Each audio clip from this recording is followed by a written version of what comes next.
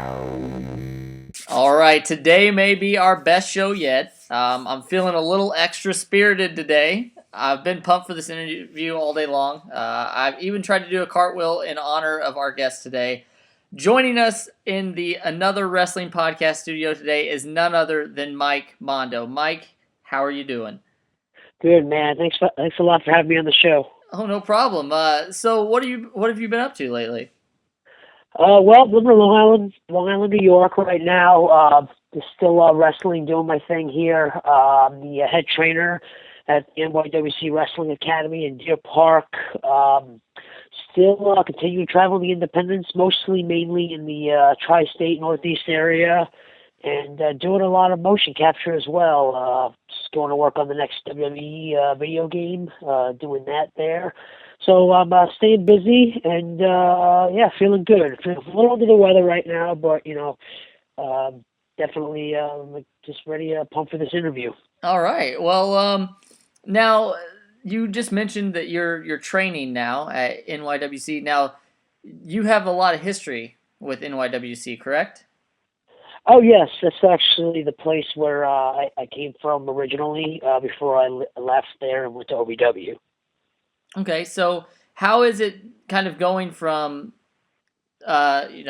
student to wrestler, then now back to trainer? Yeah, it's interesting. Kind of everything comes full circle. You start in the business, you're a student, you're just learning, the foundation, the fundamentals, which is the most important in wrestling because without a foundation, you can't build no house. So it's important that you have a really strong fundamental state. And then, I really went on there to really learn how to quote unquote work, psychology wise and everything like that, down south. So I always tell everybody the only difference between, me and say you is, you know, is that I have experience. And now it's kind of in a lot of places, it's like, when I was that guy on one end of the stick, now it's like I'm the other guy. So it's amazing how fast time flies in another retrospect. But yeah, now it's like I can just back in NYWC again, being that I'm living in Long Island and just trying to help, give back, and pass on my knowledge. Is That's just what I believe everyone should do. Just keep the line of information, continuing in pro wrestling / sports entertainment. Yeah. Now, how did you get this crazy idea that you were going to become a professional wrestler? Was it something that you loved as a child? Did you fall into it later in your life? How did that come about? It's something I always knew I was going to get into. I just never knew when. I mean, I've been watching it, since I was 4 years old, since I've been, I was told.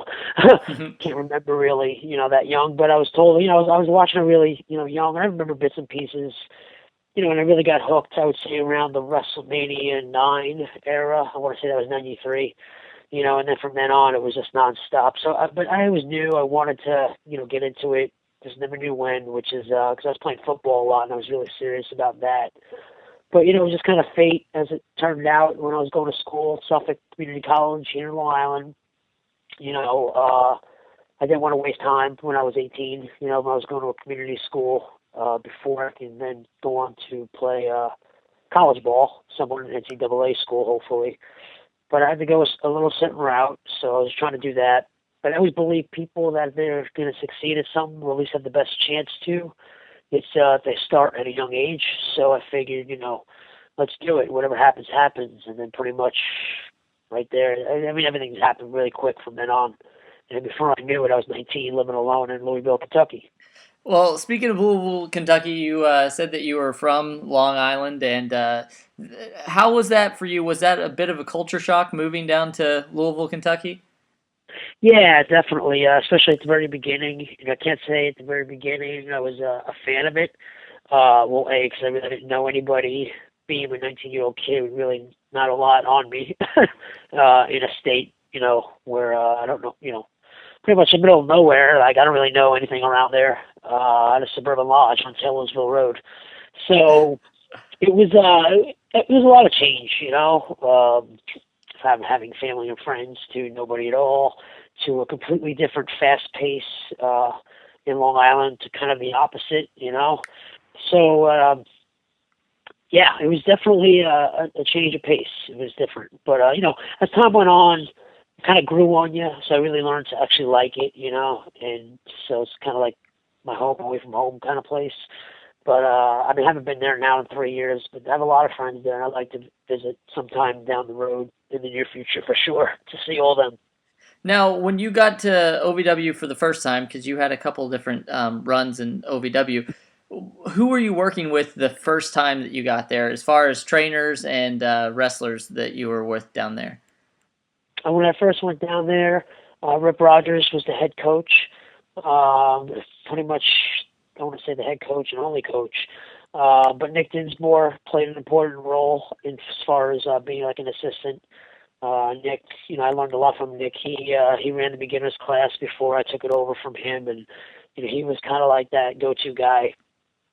I like to consider, you know, a role model figure down at OVW that people can go to and seek advice from.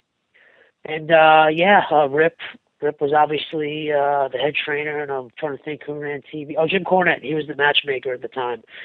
So yeah, I obviously, how can I forget Jim? Because he's actually one of the major reasons why I've had every break in my wrestling career. So it's been awesome working under Jim at OVW and just really learning, you know, my home roots and just really, you know, the mind values. That's really irreplaceable. You know, that kind of knowledge. We actually just spoke with Jim last week, and he had a lot of great things to say about you. Well, Obviously, cool.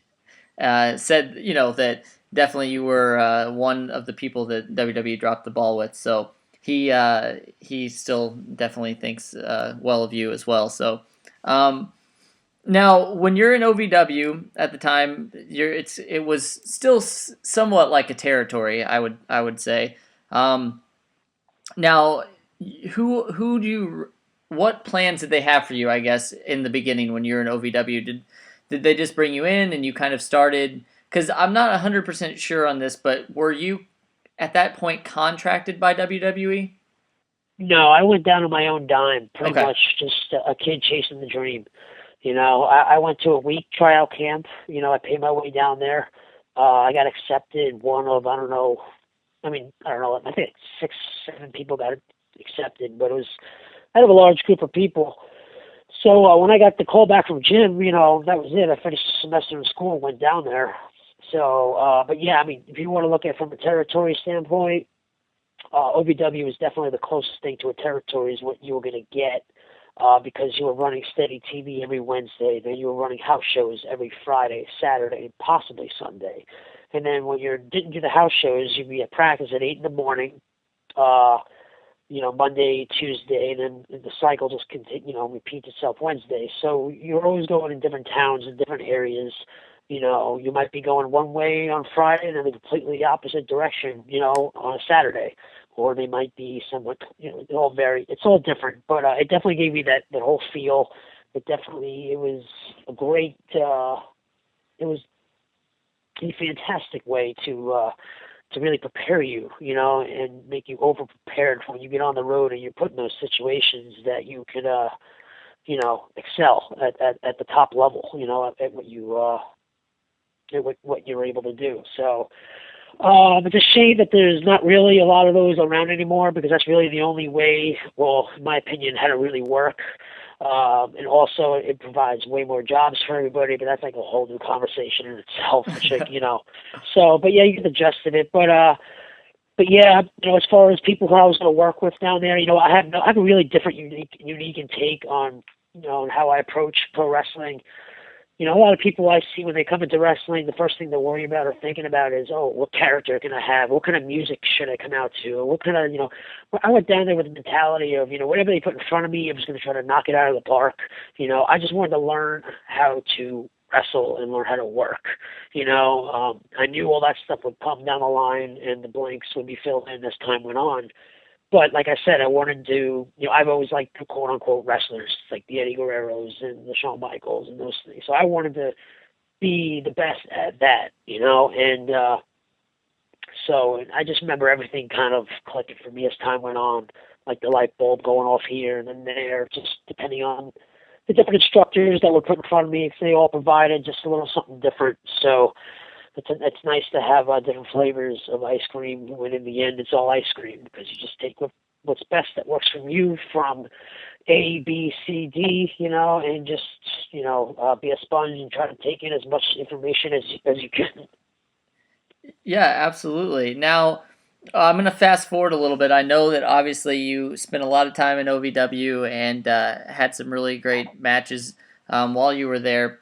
But then you got a phone call from, at the then time, one of the office people, Tommy Dreamer, and he said to you that you had a chance to be in this group, the Spirit Squad. What was your initial reaction whenever you heard that? Um, Actually, I was happy for my case, individually, only because at the time I remember being in a very stale state of mind, not really sure where I was going, and I was under contract, so I really didn't know what my future held for me at the time. Not that I was going to get fired or anything, but I was just at a level point where I needed to, something. I needed some type of direction, so to speak. Mm-hmm. So when that call and that opportunity came about, to me, it was like, oh, great, direction. Now I have something to work towards, So I just went about on trying to excel at that, that position. And, I think all the reactions were kind of curious or surprised, I guess you want to say, like, how do we go about it, but they kind of let us, A through B, as far as gymnastic lessons, and they gave us like a cheerleading coach trying to teach us the cheers and all stay at the same time and stuff like that. So, if you watch the TV, there's times when we're all completely off, because realistically, none of us were cheerleaders. We all were our own individual athletes, whatever sports we played in the past or whatever. But, we did our best to embrace the gimmick and make it work, and whatever they put in front of us, just knock it out of the park. And I think the five guys, we did a really good job, doing that, whether it was working in the main event or whether it was working in the mid-card, So I had a lot of fun. I made some great friends still to this day out of it. Ziggler, out to this day, really good friends with him and his family. I'm proud to be in Johnny's wedding. He's getting married next year sometime. And Kenny, I still love tagging with him up and down the Northeast, which actually we're going to be at the Fan Fest coming up. So I'm really looking forward to being a tag partner with him, going into the Headbangers, and just kicking ass and taking names like we always do. And of course, the last guy, Mitch. That's the only guy I don't know what he's doing. So I have no idea. Now, did you guys gain a greater respect, I guess, for cheerleaders after doing this, after like training and stuff? Did you kind of think, oh, it's not that big of a deal, and then really get into it and realize that it was kind of a little more difficult than you thought? Yeah, no, I definitely have a whole new respect fashion, and more for the gymnastic aspect. Because when we were, getting it taught to us, like, we will crash and burn quite a few times, trust me, we didn't get it right on the first try. So, but, eventually get the hang of it. But, yeah, it definitely could be a very humbling experience. Now, do you remember your first night in WWE? Yep. Now, obviously, correct me if I'm wrong. I know that you guys debuted at the Rumble, but did you were kind of you probably did some shows prior to that to just get used to everything. So what do you remember most about your first night in WWE? Well, my first night in WWE happened way before the Spirit Squad. I wrestled a dark match when I was 19 years old against. You talk about this in terms of the Spirit Squad days? Either way, it's great just to get your perspective on that either way. So. Yeah, no, I remember my family was actually in town. It was probably couldn't have happened the best way for me as an individual, because I was at the Mellon Arena, which I don't know if it's still there today, or it could be named something else. But my family was there, and I remember going from Louisville to Pittsburgh, and I remember the dark match came around, and one of the guys from OVW said, "Yeah, you're working Val tonight." And I was like, "What?" So I was really like super like excited. Like I was just like, yeah. I mean, I really can't explain it, but it was just like a feeling that was, just one of those that's just hard to explain. Yeah. So it was like, man, this is a place that I want to be freaking 24/7. Like I had that attitude. I just want to like, throw a tent up in the back and just live there. You know what I mean? Like I Yeah. was just that happy. So it was cool. Well, once again, getting back to the Spirit Squad for a little bit, you always hear about these things that it's somebody's project, and it comes to mind that it was actually Vince's project. So you guys were not new, I don't want to say, but you're relatively new in the WWE at that time. Did people treat you differently knowing that Vince was the one that came up with the idea? Um, I think we were kind of all just treated as the same, I guess, pretty much. I mean, we all kind of knew everybody, so it was kind of like it wasn't like we went up to an atmosphere where it was like we didn't know anyone. So I wouldn't say there's much of a transition. Not really. I mean, you make you're friends with different people, obviously. I wouldn't say there was much of a change though. Okay, great. Now, at this time, you're spending a ton of time traveling around the country, wrestling in a different town every night. A lot of people were like you guys did exactly what you were supposed to do. You got a lot of the fans upset. Do you have any like really crazy fan memories of what they were like at that point? Around the time like when I was on the road or anything like that. Yeah, like with the Spirit Squad, like were they really? Because I'll be honest with you, during that time, I lived in Indiana at that point, and I used to go to Robert Stadium in Evansville, Indiana, a lot, and you guys were there, and you were fighting. I'm pretty sure it was either Shawn and Triple H or Triple H and Flair, but I mean everybody there was, as soon as you guys came out, were just, I mean, booing, throwing things at you. Was that pretty much everywhere you went? Oh, no, I wouldn't say it was everywhere we went. It depended on the areas that we went to in the world, or when I was like in the U.S., I want to say we were pretty much fine.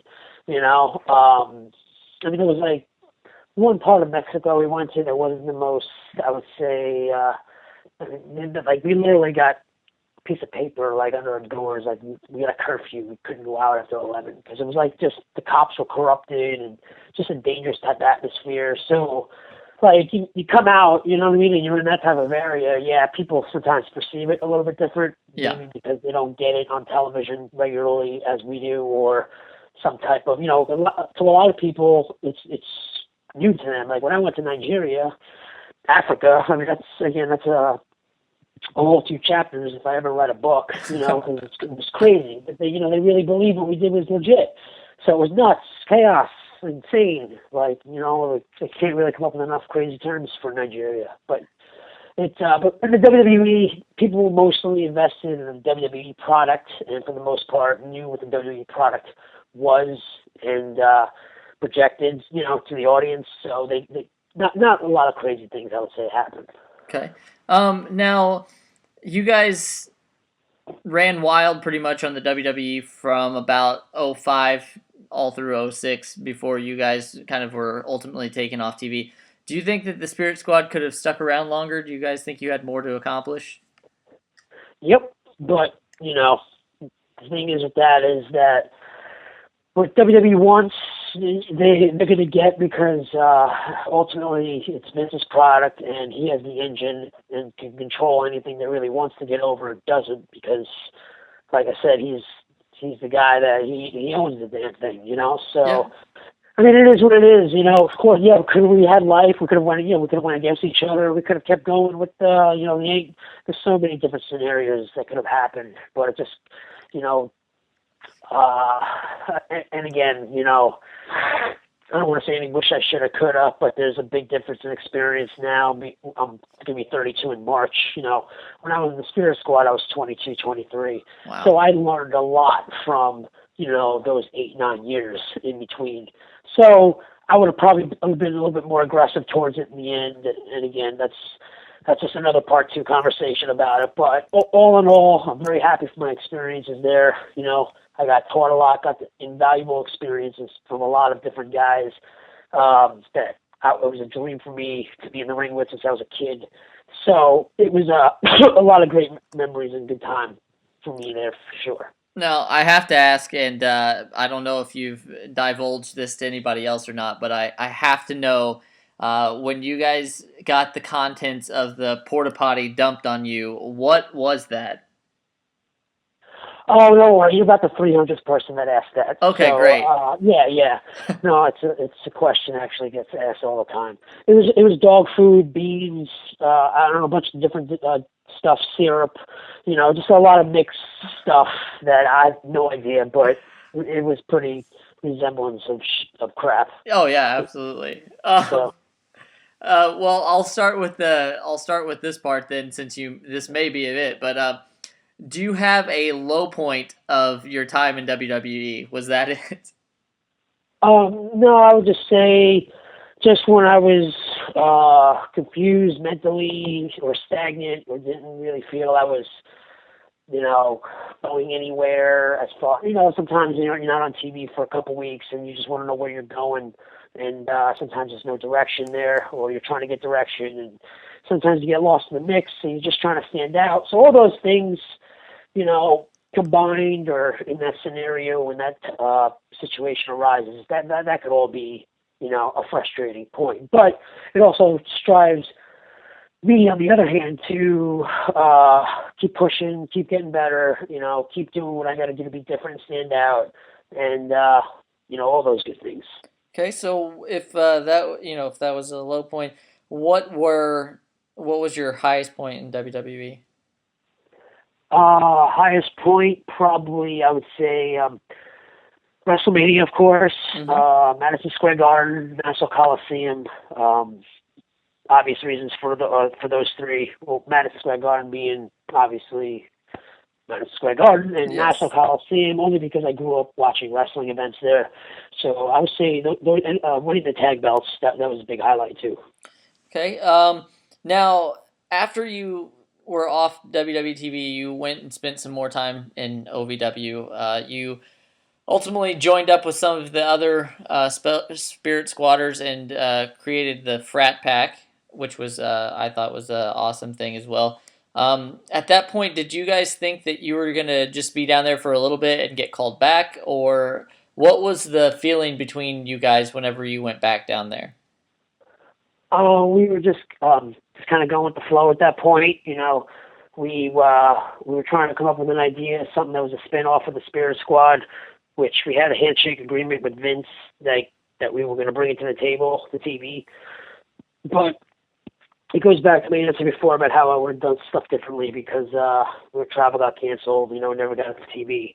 So we just thought, oh, okay, we'll be back, we'll come back the next week. But, no, travel's canceled. So, we were just going with the flow and just trying different things. And then, just one day, just stuff happens. Okay, you go babyface, you stay heel. So it's okay. That's what we do, So, yeah, we didn't really know. We just kind of were going with the flow. Okay. Now, after you went after OVW, you then went to FCW for a while. They continued for a while, and now they're pretty much what NXT is.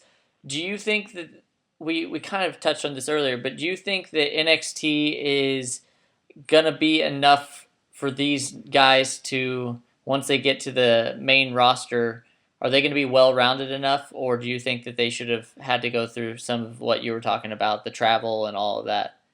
I have no idea, to be honest. I mean, everyone's at all different levels there. I don't really know a lot of. I mean, I know some guys that are in the developmental system there, but others have a lot of experience. I know there's 4 or 5 different trainers. I've really been out of the loop, so I don't really know exactly how they go about things down there and everything. So it's always good just to get experience in different places, different areas, working with different people because it's always good just to be well rounded, I should say. Yeah. Now, after you left OVW and FCW, you kind of went back on the independent scene. At that point, whenever, because you hear about it a lot, whenever superstars get released or whatever the case may be, did the independent scene kind of welcome you with open arms, or were you upset to be there, or are you just happy to be wrestling still? No, I was just happy to be wrestling. I was happy to just keep, with the answer to the first question, yeah, I was definitely welcome with those open arms. It was just, I never really was put in a position where it was like, oh, damn, I really don't want to be here, except for when I was in Africa, you Yes. know. So, it was cool. It was a little different, but again, you adjust, things change. But I really got to work with a lot of great guys, on the independents that I'm thankful to have wrestled. Just got to wrestle a guy named Drew Gulak, who I have a lot of respect for. Really, really good wrestler that can go. He's one of them. I mean, I've wrestled a lot of guys in Ring of Honor. Guys that can really go and have some great matches with that I wouldn't have had a chance to wrestle in WWE. So it just, change is good sometimes. Just different experiences just makes you more well-rounded, and you never know what wrestling's going to put forth of you because it changes every day. Now, you just mentioned Ring of Honor. How did you get brought into Ring of Honor? Jimmy brought me in. Okay, and you are you looking to currently get back to any of these major? I mean, there's obviously WWE, but there's a lot more out there now. There's Ring of Honor, there's Impact Wrestling, there's Lucha Underground, there's a little bit of everything. Would you rather be wrestling full time on one of the top three shows, or would you rather be working on the independent scene right now? Again, it's one of those things. I'm kind of just rolling with the flow right now. I have a lot of outside things I'm doing other than wrestling, like a motion capture, which I mentioned earlier, is a big part of my life right now, and I really want to focus on that. What else? But yeah, no. As far as wrestling, I definitely want to keep wrestling. But aside from motion capture, I would never say no to any of these opportunities, or I wouldn't say yes either. It just depends on if they're interested, what's on the table. So many different variables that can be involved. You know what I mean? But I'm not going to be one of those guys that say, "Oh no, I would never go to TNA." "Oh no, I would never do this or that," and then all of a sudden they get an opportunity and they're there in a heartbeat. Yeah. So I'm not saying any of that either. I'm just one guy. I'm a guy living day at a time, going with the flow. I'm just trying to be the best I can be that day and keep an eye out for all opportunities and take the best opportunities that work for me.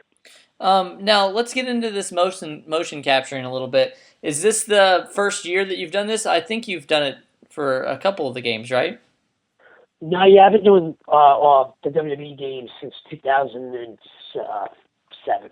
Oh wow. Yeah. Now, Yeah, this is nothing new for me. where do are their headquarters? I guess where do you have to go out to do the motion capturing? I mean, I've been all over the West Coast for it. I've been in San Francisco. I've been in San Diego. It just all depends on the work, on where they provide it. Okay. Um, Now, so we'll get to the the towards the end of the interview, but on Okay. June 27th, you and Ken Doan and Johnny Jeter will all be at the New England Fan Fest. It's three-fifths of the Spirit Squad reuniting. Are you excited about getting to hang out with those guys and meet all your fans? Yeah, of course I am. I think it'd be silly to say that I'm not. I got, get to see two of my buddies, get to wrestle with, them, have some fun matches, get to hang out with the fans again. I always love enjoying interacting with them, seeing what they're up to. And, yeah, of course, I think it'll be a great time. It'll be 3 days, 3 or 4 days, and I'll be there and looking to have some fun. All right. Now we do this at the end of every one of our interviews. It's the lightning round. So just like a couple of quick questions, and I know you're busy, so we'll get you on your way. But other than wrestling, what are you passionate about? Video games. Video games. Do you happen to have a favorite video game? NHL 15. NHL 15. All right. Hell yeah. So you must be an Islanders fan from New York. Hell yeah, Okay, definitely. I awesome. just went to the Islander Flyers game, and for the record, number 14,000 something in Xbox Live on NHL 15. So yeah, how about that? that's that's pretty awesome. Now, who do you have winning in the Super Bowl? Um, ooh. Okay, see, there's a lot of stuff there. That's I don't know. I would like to see a good game. Yeah, I like to support. I know Doan's Kenny's a Patriots guy, so it's like I can't even discuss the Jets because I don't even wanna. I'm a Jet fan, so yeah, yeah. you know what I mean. It's but you know what, the Seahawks. I'm a Richard. I like Richard Sherman. He pops me. So I just want to see a good game. Awesome. Okay, now I'm gonna ask you. I want you just to say the first word that comes to mind when I say these names. All right. Yep. Kenny. Wait, Jimmy who? No, Kenny. Oh, Kenny. Yes. Athlete. Nikki. Successful. Mitch. Mitch. That is my answer. No, no. Okay, yeah, you got it. Johnny. uh, Doing really awesome. Actually, that's a multi-word answer. That's okay. But he's doing really awesome. We'll accept it. Yeah. And lastly, your favorite match that you've ever been involved in. Oh, that's another one that's like, do you like pizza or do you like, cheeseburgers? Jeez. Mick Flair and I, one-on-one on Raw, live. Okay, all right. Well, where can fans get a hold of you these days, or anybody that's looking to book you? And also, let us know anything that you're going to be doing here upcoming. Sure, yeah. You can find me on Facebook, facebook.com/Mike Mondo. Twitter, I'm always on Twitter doing my thing there like everybody else. That's at Mike Mondo 83, or if you want to book me, or autograph appearance, seminar, all that wrestling good stuff, you can hit me up at MikeMondo@hotmail.com.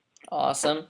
And like you said, everybody come out and definitely see not only Mike Mondo, but Ken Doan, Johnny Jeter, Alberto Del Rio, Ricardo Rodriguez, Goldberg. They're all going to be at the New England Fan Fest live June 27th from the Rhode Island Convention Center in Providence, Rhode Island. So come on by and see everybody. And we'd definitely like to thank you for being on the show today. We appreciate it.